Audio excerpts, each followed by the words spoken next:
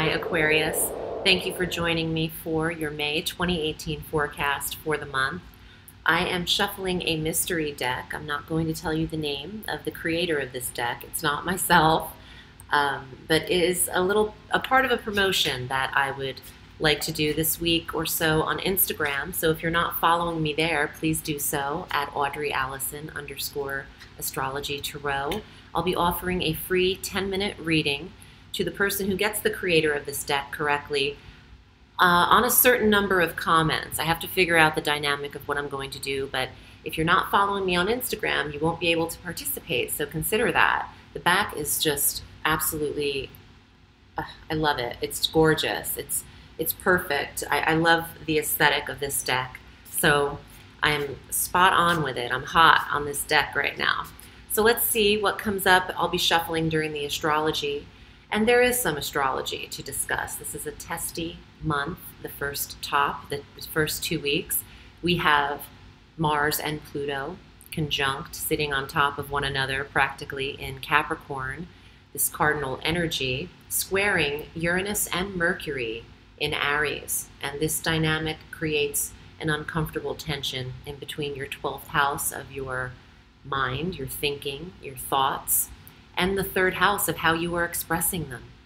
There's a frustration internally with Aquarius. And of course, this applies differently as to what you are trying to discuss with all the different Aquarians out there. And please watch your rising sign and your moon sign so you can get a full dose of the cosmos.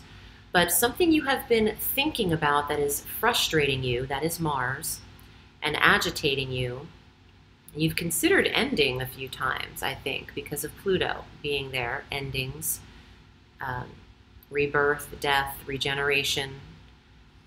You're thinking about ending something, or something's been making you frustrated enough to call it quits, and you are struggling with communicating how you feel in order to make this better, because I don't think you want to call something quits. I just feel like you don't want to be, what I wanted to say is you don't want to be made a fool of. And I think I'm getting that because the Fool in the Tarot is governed by Uranus, which is the planet that governs Aquarians. So there's something to what I'm saying, and I know that I'm channeling right now. I've actually been recording these forecasts for 2 whole days because my computer crashed, and now I bought a new one, and the same problem's happening. I feel like I'm in the freaking Twilight Zone. I have a 3-day-old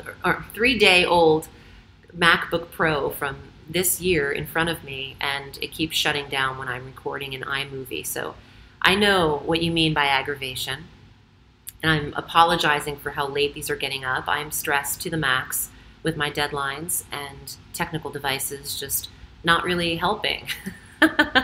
So anyway, long story long, there is frustration abounding everywhere. And it comes to a head on the 13th of May, because that day is the one to circle to not have this conversation that you're thinking about, because this is an extremely aggressive energy. And you might say something that you regret, or harshly, that is not understood or is misinterpreted. Even bruise an ego here or there.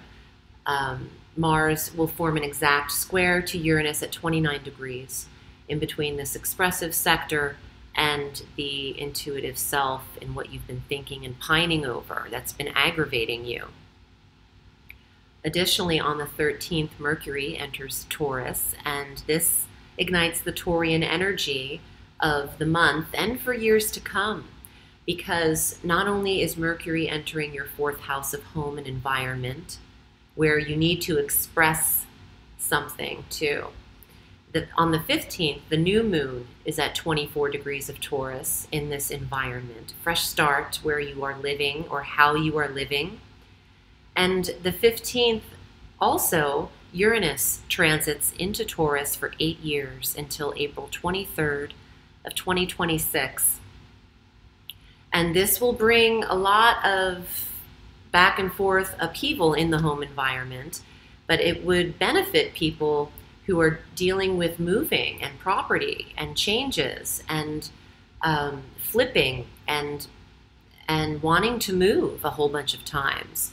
This works for you because there is an unsettling energy approaching the environment sector. And sometimes it's fabulous and sometimes it's not.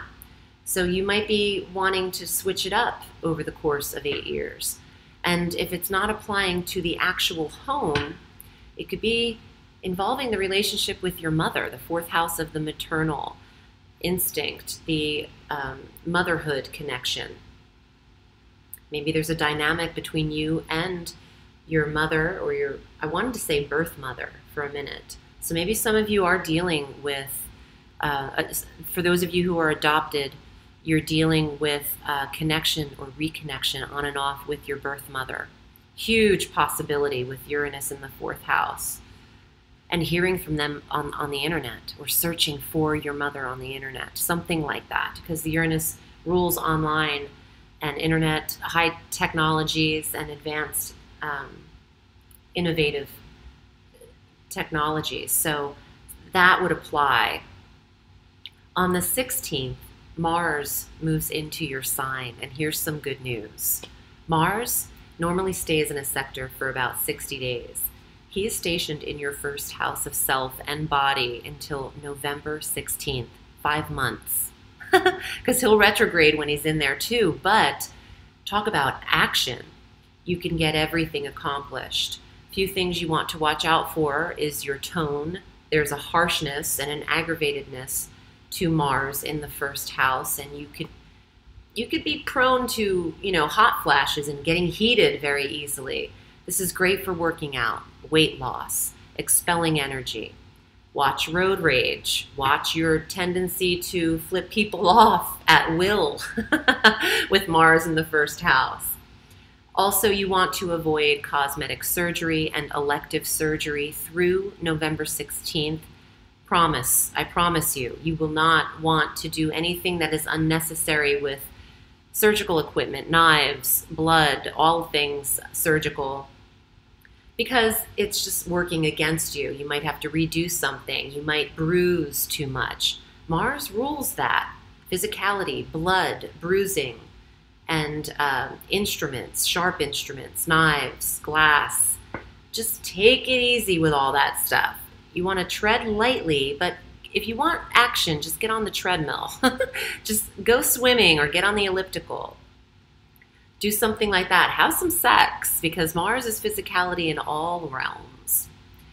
On the 19th, Venus enters Cancer, and this is the health sector. So I do love the way Aquarians are feeling. May is your month to feel better if you've been ailing or recovering from a process in your health. Wait until the 19th for some harmony there with Venus. Then we have our Sun entering Gemini on the 20th, as usual. The fifth house of romance, true love and romance, and the beautiful relationship you have with your children is illuminated with the sun. Well, not illuminated, that's more the moon, is shining with the sun. Mercury also joins the sun in Gemini on the 29th to enhance your communication with your children and to truly establish a relationship that you understand with them, that you're both understanding each other with clarity. And if you don't have children, your creative projects, and if you have children in addition to creative projects, this includes everybody, they are excelling, and you can get a lot of clients and contacts through the very end of May and into June with these two planets here. Our full moon is also on the 29th at 8 degrees of Sagittarius, and this is in the 11th house. So closure to some connections. Maybe Aquarian is closing the door on some friends you're not connecting with, or fair-weathered friends. You've also completed a few goals when the full moon illuminates the 11th house. Let's see what is here in your tarot. You might need new technical devices with the full moon in the 11th. Trust me, I've been through it, honey. This is just too much. Yeah, closure to technical equipment, getting new upgrades, backing up the system.